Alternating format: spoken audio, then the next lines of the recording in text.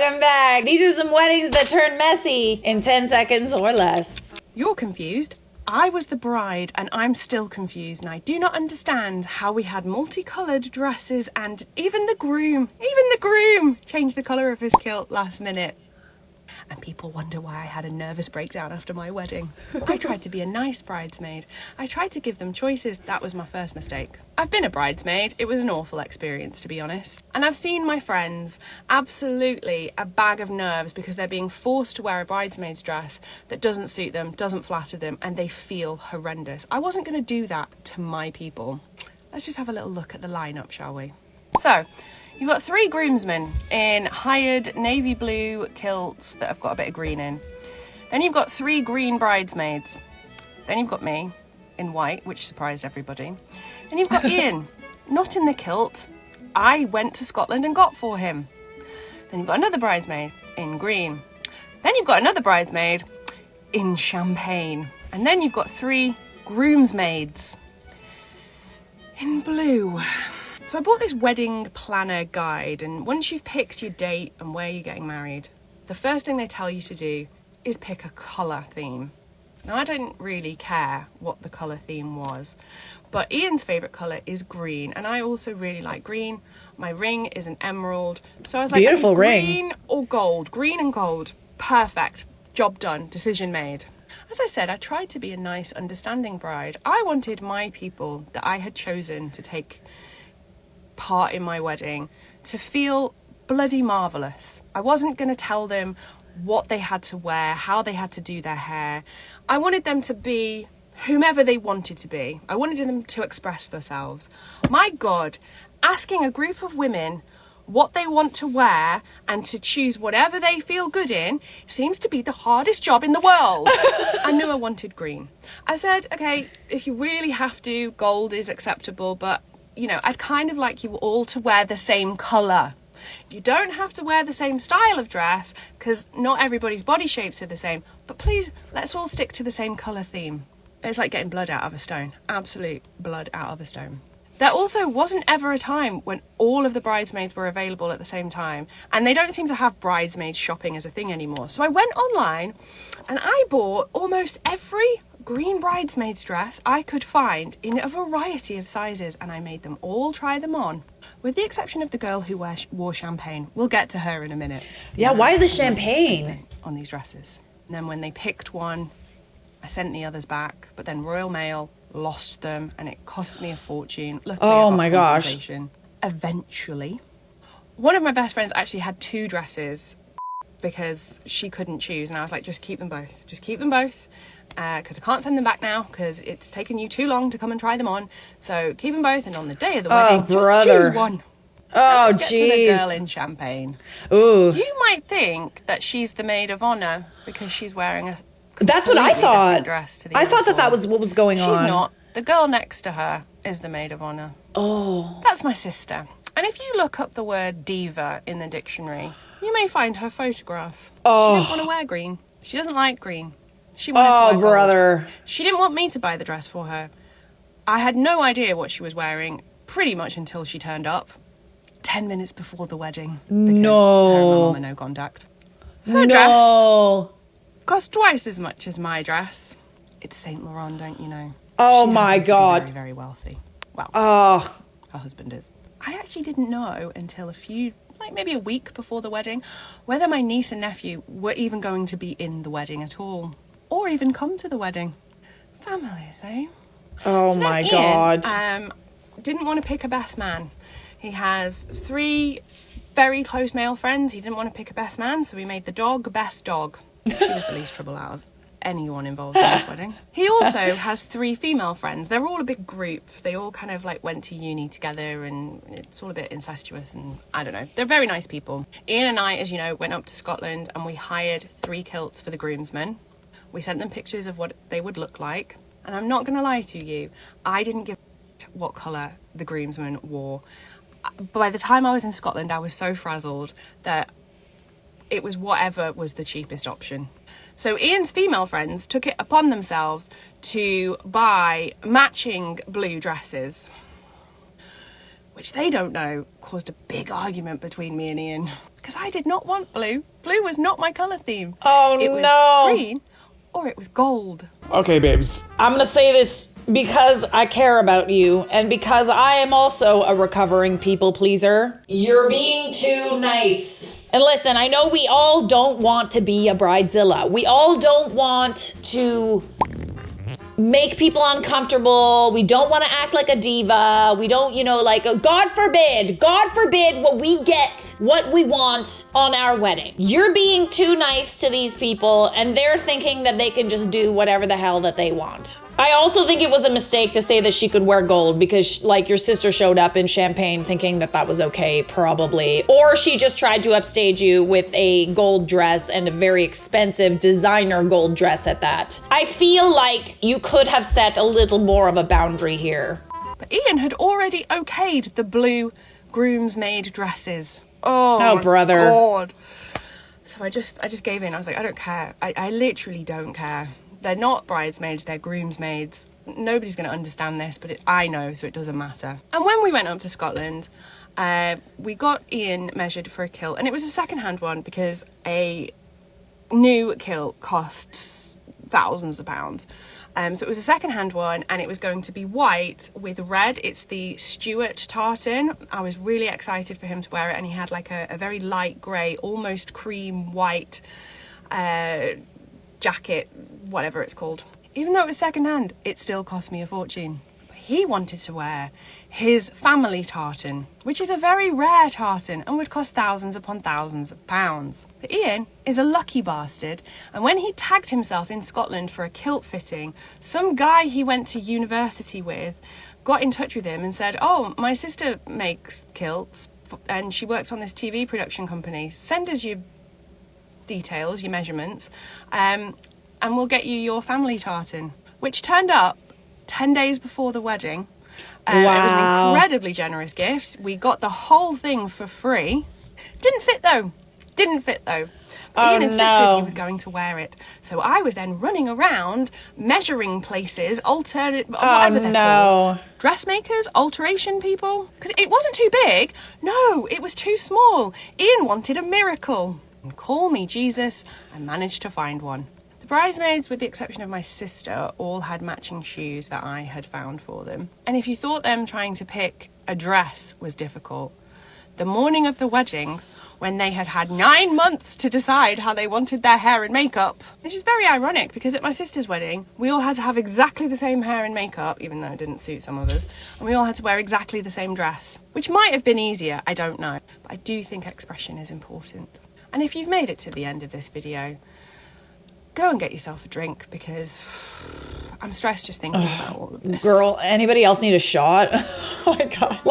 Realistically, they are very small problems, but these are the types of things that will make a bride freak the fuck out. This is what will drive you to be a bridezilla. It's like wrangling sheep. To be fair, I think the green and the blue work. I think they work. They match the kilt. I don't think that that's a loss. What I find frustrating is your sister. This champagne dress, it's only appropriate if she was the maid of honor, and I get why she wasn't. I certainly get it. I don't understand why people can't just respect the bride's wishes. Even if I felt uncomfortable in a dress, I would still wear it. It's not my day. Realistically, it's not that big of a deal. Just bite the bullet. She's already stressed out about a million other things. Don't add more stress to the bride's day. Oh my God, I feel this bridesmaid's dresses were the most stressful part of the entire wedding planning process. Okay, so you know what's a good alternative? Just tell your bridesmaids to wear black. Just wear black. Everyone has a black dress, right? No, the girl in champagne would have been sent back home to change or sit with the rest of the guests. I mean, she's her sister, so it's like, you can't really do that. She did that on purpose. She did that on purpose! Here is the wild story of how our wedding venue forced us to cancel our wedding. If this didn't happen to me personally, I would not believe you that it was a real story. It is the most bizarre thing that I've ever experienced. I really struggled with whether or not to share this publicly. I don't want to slander this venue in any way, but I think there's a lot of teachable lessons here. I just Why? Let's slander. Anyone else. Backstory, we were supposed to get married in September 2024 in Mallorca, Spain. My mom and I visited the property in June in person. I absolutely fell in love. I felt chills. It was a full body yes moment. There wasn't any red flags flags early on. When we got back to the States, they sent us a proposal, which was 40,000 euro for the 4 nights. In order to lock in our dates, all we had to do was submit a deposit for half the total amount. We literally did that, no question, because this venue was getting all kinds of press in Vogue and all these big magazines, and I wanted to make sure the dates were locked in. Being a business owner, I asked for a contract. They said, of course, we're working on getting a contract. A few weeks go by, don't hear anything. I asked for a contract a total of 4 separate times. All of a sudden, I hear from owner of the hotel who lets me know that our point of contact there has actually left. She said they would get the contract to me when they hired this new events coordinator. They assured me everything was locked in, the dates were secured, so I went ahead and continued to plan my wedding. We sent the deposit in August, planned for 4 full months, booked vendors, sent out invites, people booked flights, went wedding dress shopping. I was making happen. End of November, the wedding planner sends me a text. I'm having an issue with the venue. They want to renegotiate the proposal. No. Hold on a second. You sent the deposit before you signed a contract, babes? I'm not out here to victim shame here. I'm really not. But like also as a business owner, you send the money when the contract is signed and not before. Just for future reference for other people who are doing this, no funds are exchanged unless you have something in writing. Wedding planner sends me a text. I'm having an issue with the venue. They want to renegotiate the proposal. My heart drops. 10% inflation. Fine. Max, right? No. They wanted to increase the price to 200,000 euro. In case you're not a math whiz, like I wasn't, that's a 400% increase. That is crazy. 4 months of planning for this wedding. Their story is the owner of the hotel never approved this proposal that was sent to us by an employee of said hotel. As a business owner, I understand mistakes happen, yet simultaneously, there are times when people come before profit. And this was one of those times. All right, you know what? You want to know what happened here? You booked this wedding venue before they raised their prices. Okay. That's what happened. They're getting all this press. They're, like having to, competitive pricing, et cetera, et cetera. And then they decide to raise their prices, even though you had already had an agreement at the set price. That is insane to me. A 400% increase, that is There may be things that happen internally that cost you money as a business, but you don't pass along that cost to the customer. You certainly don't literally 4 months after receiving a deposit from said customer. Literally. You try to find middle ground, but how do you find middle ground between 40,000 and 200,000? Ultimately, we come to the decision,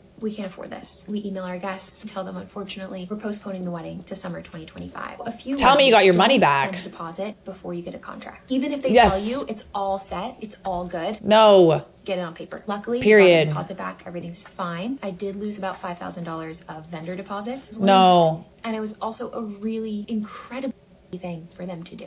I'm going to take a few months off from wedding planning completely and just take a break and then revisit in the spring. Who knows if we'll go back to Mallorca or elsewhere.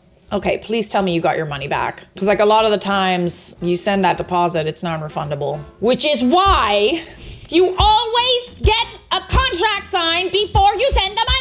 Please. I'm gonna hammer it into your head. Never send money without a signed piece of paper.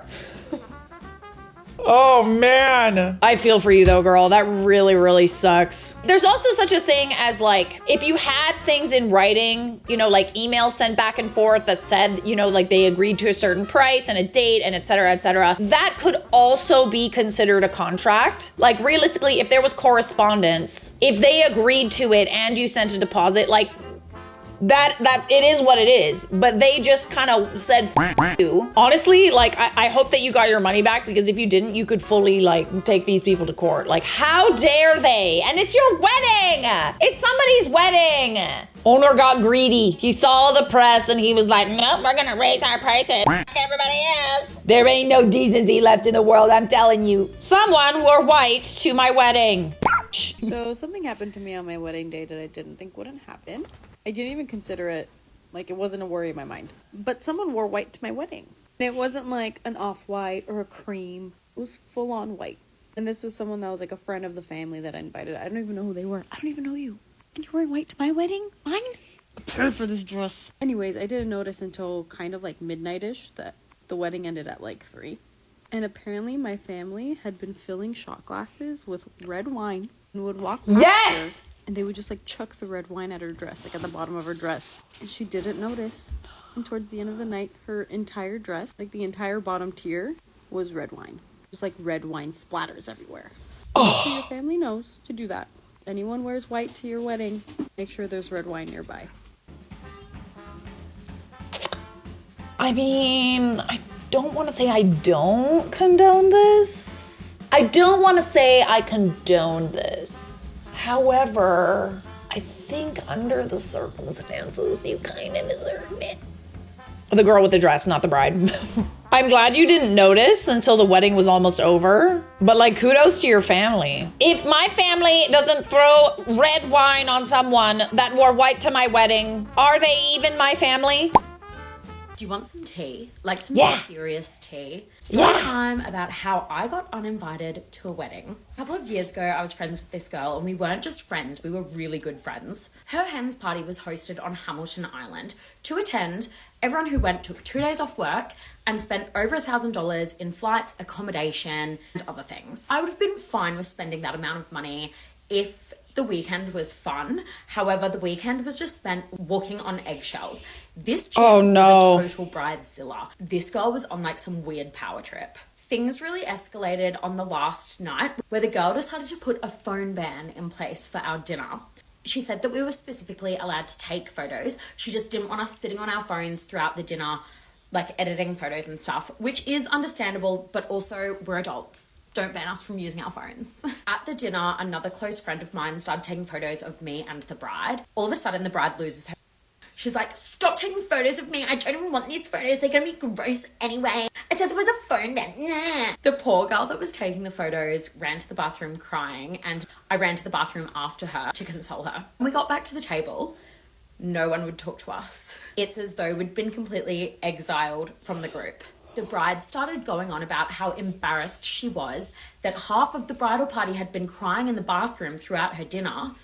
Mind you, no one in the restaurant knows nor cares who we are. For all they know, we're in the bathroom taking a shit. Anyway, the bride continues to say that she's so embarrassed that we have to leave dinner immediately. We called 2 cabs. Me and my friend, who I'd comforted in the bathroom, get in one, and the rest of the party get in the other. We agreed to meet at this specific spot in town, but when our cab rocked up, we realised that the other cab wasn't there and the girls were nowhere to be found. We started calling them. We're like, what's going on? Where are they? No one would pick up their phones.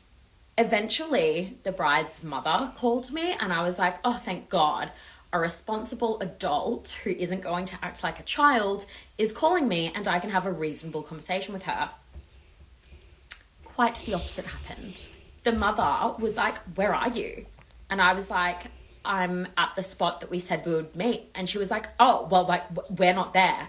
And I was like, well, obviously, because I'm here waiting for you, so where are you guys? All of a sudden, her tone totally changes, and she goes, are you using attitude with me? I was so exhausted by this point. I was like, yeah, I am a little bit, because you guys said you were going to be here and now you're not here and no one's answering their phone, and I just want to work out where you guys are. And she goes, you little bitch. You will not be staying in our apartment tonight. You will be staying in the other apartment. I was very confused and taken aback. At this point, I just wanted to get my key, go home and go to sleep. But I couldn't do that because the other girls had the key. I ended up walking along the esplanade, finding the restaurant that the girls were at. I thought that by that time, everyone would have simmered down a little bit and I could pull up a seat and we could act like normal adults. But again, I was wrong. I pulled up a seat next to the bride. The bride literally turned her head, put her hand up to her face, and like would not talk to me. And so it was the most embarrassing thing ever. Oh my God, give me a break. I started to publicly apologize in front of the group. I was like, look, babe, if you think that I was, choosing my other friend over you when I went to the bathroom to console her, that's not what was happening.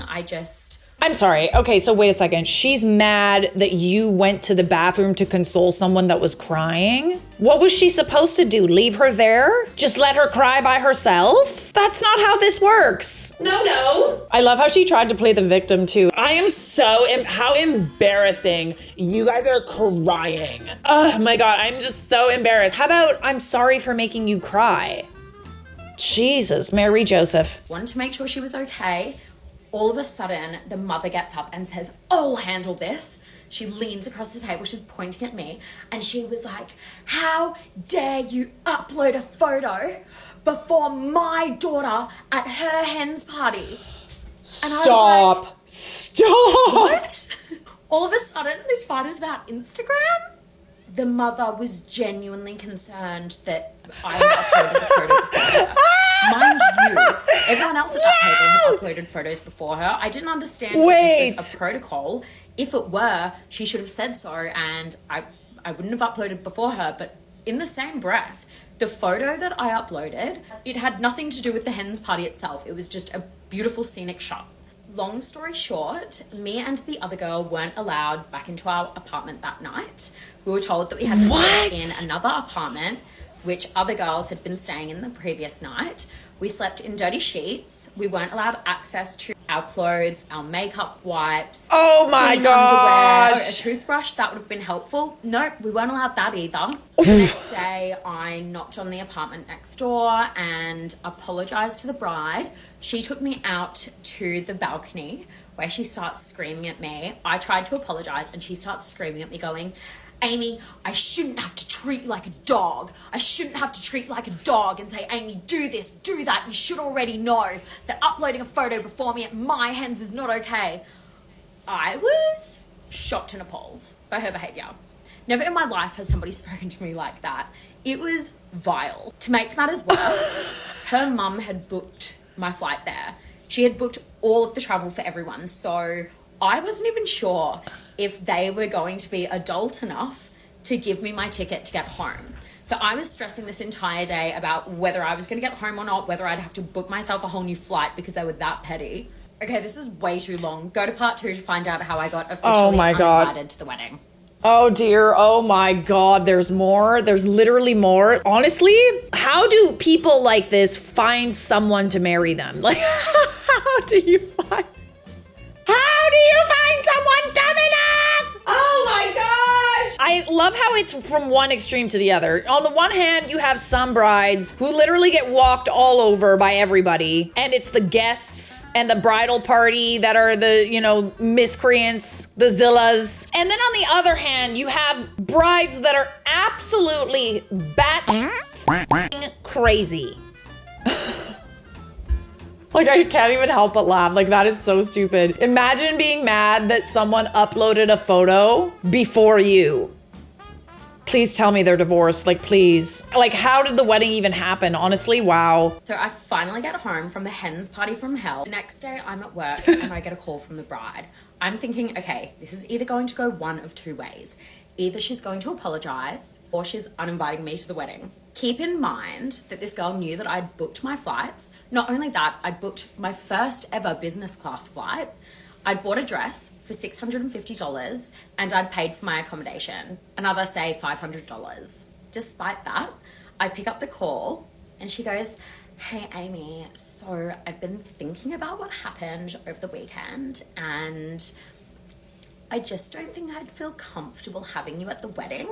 My response was, oh, thank God. Being stranded on yet another island with you is my idea of hell. Of course I'm not going to your wedding. I couldn't think of anything worse. I said, your behavior on the weekend is beneath me. She starts screaming back at me. She's like, it's not beneath you. It's not beneath you. And I said, no. Your behavior is beneath me. I would never treat another human being like that. Goodbye, catch you never. I then hung up the phone. I blocked her. I blocked her family. I blocked some of her friends. And I never spoke to her again. However, after the fact, I found out that she'd been telling people why I was uninvited to the wedding. Apparently, she'd made up this story about me, some guy on a yacht, which is not only super scammy, but also completely untrue. Clearly, she was embarrassed about her behavior and didn't want to tell her friends what actually transpired because it would have painted her in a really bad light. Anyway, safe to say, I don't miss her, and that was definitely the meanest thing anyone has ever done to me.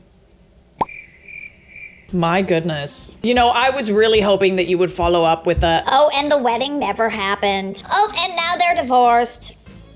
I like how she's talking to you as if it's like a privilege to go to her wedding after how she treated you. It's like, well, you lose your privileges. The privilege of watching me get married. Yes, you are no longer invited to witness the majesty of me marrying some idiot. oh, thank God. Thank God. Oh, thank you so much. Oh, well, you know, like, to be fair, I wasn't gonna go anyway, because why the would I want to sit there and watch you ruin some poor man's life? That's funny. That's some funny right there. You are funny. I have found the new wedding fashion trend for 2024. Handcuffs. This woman was literally dragged out of her wedding in her wedding dress in handcuffs. Wait, that's not a skit? The icing on the cake that she never got to cut is also that her husband was a part of this thing that she was being arrested for, and he escaped, and she didn't. So he just left her behind. Red flag, ladies, red flag. Yeah. They were arrested for extortion of chicken merchants. I'll be honest, I don't really know what that means. Chicken merchants? But they were also arrested for suspected kidnapping of 4 workers in a poultry shop. The beautiful bride is part of a much larger group of people who are involved in this extortion.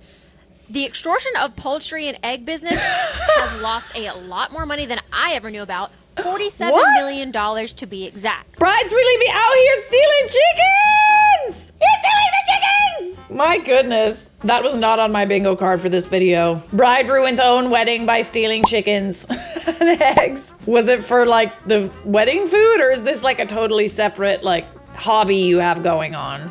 This whole group is allegedly a part of a criminal organization called La Familia Michoacana. I'm probably mispronouncing that. But this seems to be a big issue.